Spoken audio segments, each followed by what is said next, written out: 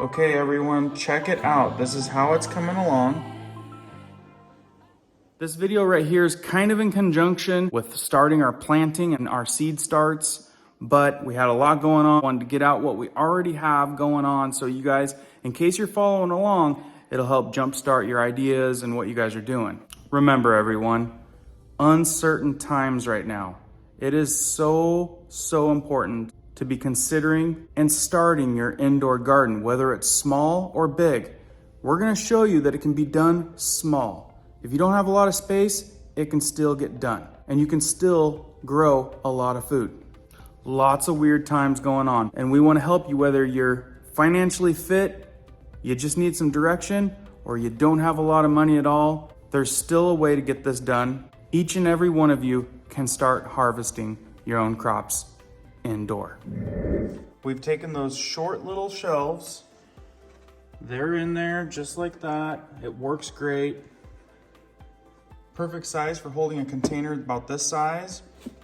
Or you can even put these 6 inches deep. So, you know, these are just recycled little containers that we've picked up, buying different plants. And you can see that you've got plenty of room to put containers along here.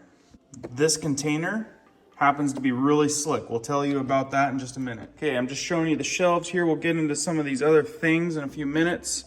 But you can see I've got the holes back there so that you can pull extension cords through for lighting, for fans. Unfortunately, my ledger boards are kind of blocking them, so I'm gonna have to make those holes a little bit bigger. That way we can fit some extension cords through. But real simple, we just took a black permanent marker, covered those. You can spray paint them when you're spray painting too if you want to do that. And to hold the shelf in place, we just ran one straight up from the bottom, right up into the bottom on both sides. Starting off with 2 of these window units. I don't know if we really like them, we'll probably start making some more of them. And then we've got a big, large space underneath. And then we did a series of 3 shelves in this corner. Now remember, we're only using a 2-foot section in one corner of the house. We're really trying to show that you can do this with a very limited amount of space. It doesn't have to take up a lot of space in anyone's home. I would think that most everybody has a vacant corner where they could use a 2-foot section, giving them about almost 4 square feet in that corner, and you can get a lot done with that. Okay, so I took you kind of through the construction of this, how I did it, kind of some time-lapse stuff. If you guys have any comments or questions, please leave them in the comment section below. I will try to get back to everybody. Also, I can address those comments in the next video. Now remember, you don't need to use a big old blocky chunk of wood like this. We wanted them to look a little nicer because they're right here in our living room. Not necessary. You can do the same system, ripping these down off of a pallet board and then running pallet boards across to give you that corner.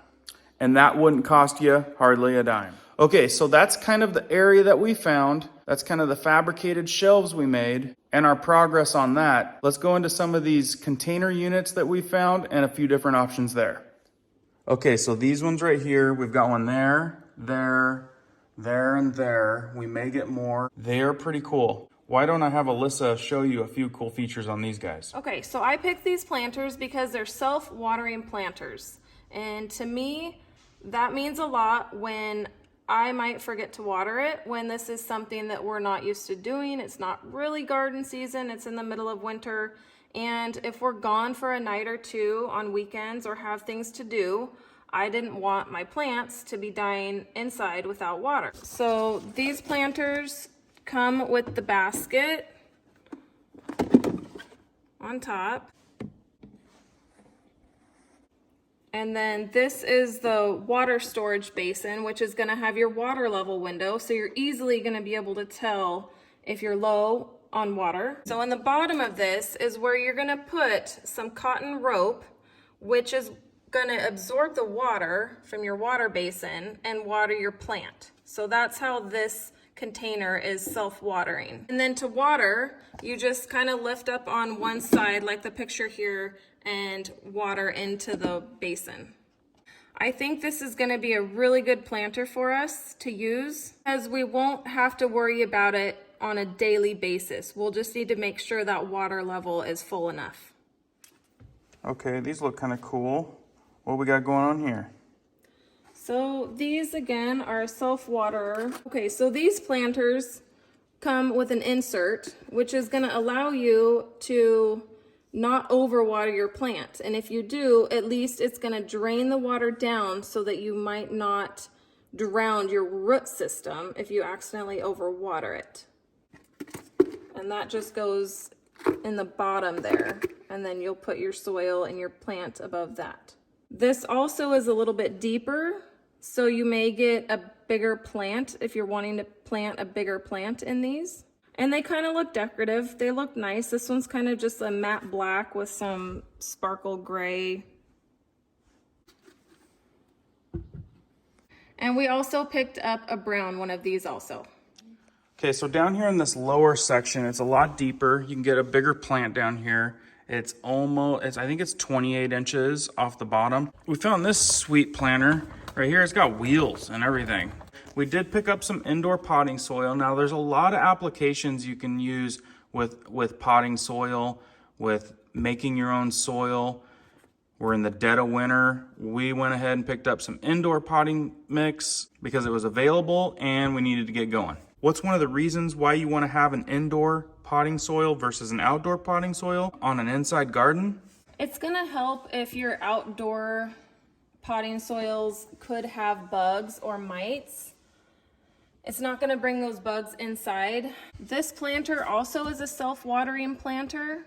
So this is where you will water this planter. So this planter also is a self-watering planter, which is what I chose because we have enough daily chores that I wanted to make sure if I didn't get these watered every day that I wasn't gonna lose my plants and my crops that I work hard on. It will just give us a little bit of lenience to be able to have a couple days in between.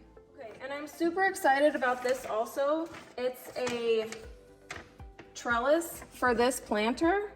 I haven't put it together yet as we're just starting this process, but it would give me the option to have a trellis system where if I wanted to grow tomatoes in here, I could have a cage around my tomatoes and then my tomatoes would have some support. Okay, and remember, these are just purchased items. I went to Home Depot. I found a whole bunch of inexpensive potting apparatuses. You can see there's all different sizes and prices of different pots you can use. Got this style. This style right here is really nice. It's got a little water tray in the bottom. And if you don't like the color, you can just paint them. I'm picking up some paint. Spruce these up so they look nice. You don't have to, but you can if you want. All these are really cheap and expensive. Nice styled pots that you can paint if you don't like the color. Also got some that are a little bit more decorative. Black. It doesn't take a lot of money if you're needing to buy some things. And we're also going to be showing some options that don't take any money at all. I'm going to show you how to make a self-watering system with a bucket. As we go along, I'm also going to show you how to use things that are either super inexpensive or don't cost any money at all. Okay, so a couple of other things that you want to think about when you're picking your planters are what you're wanting to grow. So for this planter down here, this bigger one, I'm thinking of growing either tomatoes or like a pepper plant. We really like the banana peppers and they're gonna be a larger plant and they're gonna need more root growth. And so also the same with these taller ones, you're gonna be able to get some more root growth and depth of your soil to be able to grow a bigger plant. And then as far as these ones, you know, they're definitely more shallow. I'd say they're about 4 inches on your inside part. And so you might want to do like, you know, if you guys want to do herbs or lettuces or things that are going to have a shallower root system, these I think would work better. And then you're going to also be using less of your potting soil. Okay, so another thing that I told you guys to do is get some seeds. Order heirloom seeds if you haven't already gathered your own. As some of you know, we have a huge outdoor garden and we collect our own seeds. We've got a lot of seeds that are collected. I've got a video I'll leave right up in the corner of the screen showing you how we extract seeds. And there's many more great videos on gardening if you're wanting to catch up on some gardening tips. Okay, and another great tip is we picked these up just in case all these shelves start really going bare. We don't know what's gonna go empty in the shelves. Are people gonna be going out frantically buying all the seeds? So we picked up these seeds because we didn't grow some of these vegetables in our garden last year. With everything going up right now and inflation, we want to be able to grow as much as we can and harvest as much as we can for our family by ourselves. At this time in life, with everything going on, any seeds are gonna be better than no seeds. Okay, so here's another option. Not the most cheapest option, but a really good option if you're wanting to spend some money on something that's really worth it. I got this actually for Alyssa. It was one of her Valentine's presents because she loves heirloom seeds. And this one right here is a 55 vegetable seed pack. Huge. Oh, and it comes in a vegetable vault. That's what they're calling it. But like I said, I don't know where you guys are at financially. I don't know if you have no money, if you have a lot of money, but I want to give you all of the options. Another great option is you probably know someone with a garden. They probably have a lot of seeds and would give you some seeds. I know that I have a plethora of seeds. And if someone was to ask me, hey, I want to start doing some indoor gardening because of all the craziness going on, do you have any extra seeds? I would be like, totally. I've got a lot of seeds. I got more seeds than I'd ever use. And that's the way us gardeners are. We always save more seeds than we'd ever need to use. Okay, now I'm not sure you guys have seen these. Another kind of pricey option, but they work really, really well, is the Arrow Garden.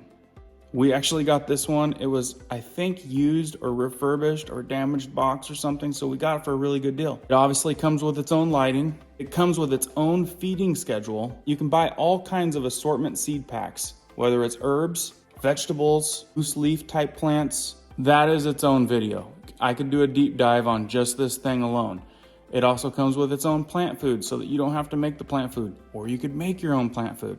Talking about the Arrow Garden brings me to lighting. Okay, then there's this option. This is just a little 2-foot, it's only 2 foot long, fluorescent lighting system. You can find these at Home Depot, any big box store like that, Lowe's, and they just take these fluorescent light bulbs, which you can pick different fluorescent bulbs for whatever you're looking for. These ones happen to be a T5 light, which is really, really good for growing green plants. So like I said, this one's made by EnviroGrow. I bought this a few years ago for helping our seed starts. When your plants are young and they're still in that green growing phase, T5 lights are really great.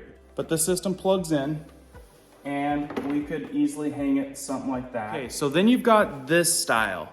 This style I know most of you have seen. It's often the things that you use in chicken coop or something like that. So you can get one of these. They have a simple clamp. They clamp on super easy. Then you can buy these special growing bulbs. They carry them at Home Depot now, and there's a wide variety of color and lumens.